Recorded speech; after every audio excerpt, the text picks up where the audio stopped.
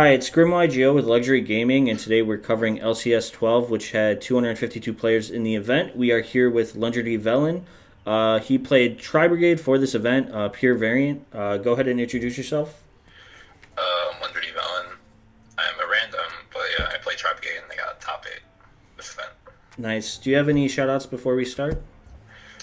Shout outs to, this is like random Discord I'm in, and some of them were playing like the same Tri-Brigade deck I was before I was, and I got the idea from them, so shout out to them, and yeah, that's it. Got you. Well, let's jump into the list. Alright, I guess I'll start off with the monsters. I played 3 Tri-Brigade Fractal, 3 Tri-Brigade Nerval, 3 Tri-Brigade Kit, and 2 Tri-Brigade Karos. Fractal, Nerval, and Kit are all kind of like your starters, but like Fractal is the best one, and they help you get your engine going and fill up the graveyard for the Tri-Brigade Trap, Tri-Brigade Revolt. So I played 3 of them because I wanted to see them, and also it comes up where like you need all 3 copies of them. And I play 2 Karos because you don't need 3 copies of him, and I'm not playing the deck as like a combo deck most of the time, so I'm not trying to open Karos. But like you do use 2 copies of it a lot of the time, so I ran 2 of him. The one barrier statue, because like that's the main goal of the deck. I think it's not really the main goal of the deck, but it's like what you want to do turn 1. Even though like during the tournament, I don't think I didn't summon barrier statue in most of my matches just because like I lost all my dice rolls or most of them. As for the hand traps, I played the 1 DD Crow because it's searchable off the Link 4 Tri-Brigade Shureg, even though it isn't the best hand trap in this format. Sometimes it comes up. 3 Droll because it's really good versus Dragon Link and Shadal invoked, and the deck is able to capitalize on the stun Droll does to them. And then 3 Ash, and I guess 2 Imperm, but the Imperm shouldn't have been like in the deck, but I was like testing and DB rated, but then like I was too lazy to think of something else before the event, so I just like went with that. Next one for the spells, I played 3 Tenki and 1 Foolish. They're kind of like more copies of Fractal, because like they can send your Nerval, your Kit to the graveyard to trigger their effects. So it's good starters to run. The 1 Tri-Brigade Rendezvous, it's a spell that basically lets you protect your Bear statue once, which is, I think, mandatory. And then 3 Pot of Prosperity, which is like the best consistency card in the game. Moving on to the traps, I played 3 Trap Trick, because I'm playing a lot of like Trap Trick targets, and also lets me play Tri-Brigade Revolt, which I played 2 of. And Revolt's really good. It's like a disruption, and also gives you follow-up play, and like puts a beater on the board. So that card's doing a lot. But I played 2 Revolt and not 3 because it's a trap that requires setup.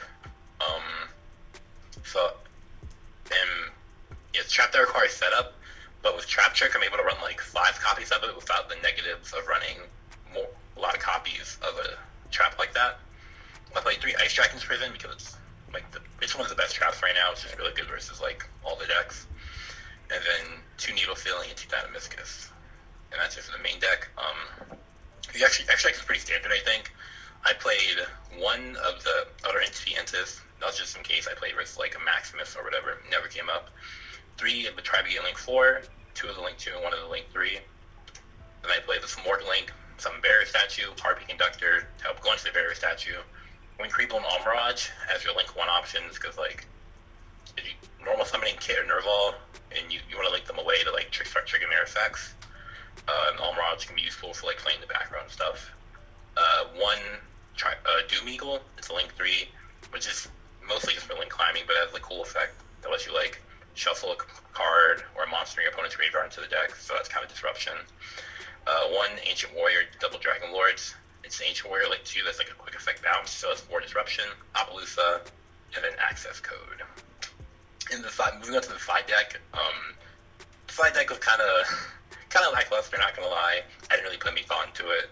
I played 1 Pankratops, 1 Alpha, 3 Nibiru versus like combo, 3 Lancia, just like rogue, like Dinosaur or Virtual World if I played versus them, 3 Cosmic for back row and like stall, and then the 1 Imperial Order and 3 Judgment to putting going first to help versus cards like Dark Ruler, Droplets, or like Lightning Storm if my opponent had them or whatever. And yeah. Nice. So what was your reasoning for playing this deck in the event? I since they've been revealed. It's a very cool deck and it's fun to play, and it's the only deck I've been playing during the format, so it is what I felt most comfortable with. And as for my reasoning for playing the trap variant, or like a pure variant over like the lureless Tri-Brigade, I feel like the lureless variant was a little too fragile, and I think Revolt's like insane. And, like a lot of the trap cards, like Ice Dragon's Prison and Revolt, are doing more into like the decks than like, or they're doing a lot into like the best decks right now, so I wanted to run them. Yeah, definitely. And you kind of discussed it a little bit, but for preparation and tech cards, what did you decide on playing to help counter the format like dragons and shitballs?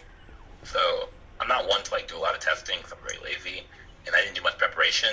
But in terms of tech card, I guess it's not much of a tech card, but like Droll and Lockbird was something I added to my deck for the LCS because I felt like it was really good versus dragons and really good versus Shaddoll invoked. And even if like dragons can like sometimes like dragons and like Shaddoll invoked can like do stuff under Droll, but like they're not like full comboing most of the time, and then it's like what they're doing under Joel is like very easy to like beat. You can Joel them, they can put up whatever board, you can like break the board and like win after that. So I thought Joel was like really gonna be really good, and it was. So yeah.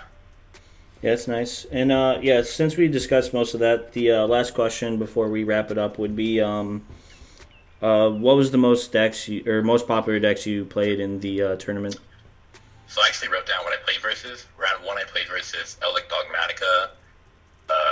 Round 2 Dragon Link. I lost that one. Round 3 Virtual World. Round 4 Zodiac Striker. Round 5 Dragon Link. Round 6 and 7 I played versus Shaddoll Invoked. Round 8 Buster Blader. And top 16 I played versus Prank Kids, and I lost the top 8 versus Dinosaur Shaddoll solo. So I play versus like a wide variety of decks, with Dragon Link and Shaddoll being the most represented, but only by 2. Yeah, definitely. Well, is there anything else you'd like to say about the tournament or the deck itself before we go? The deck ran pretty smoothly. I was happy with it. The only changes I would make would be the Imperm and like the side deck, but I don't know what Imperm would be, but yeah. Got you. Well, yeah, thank you so much, man, and congrats on the top.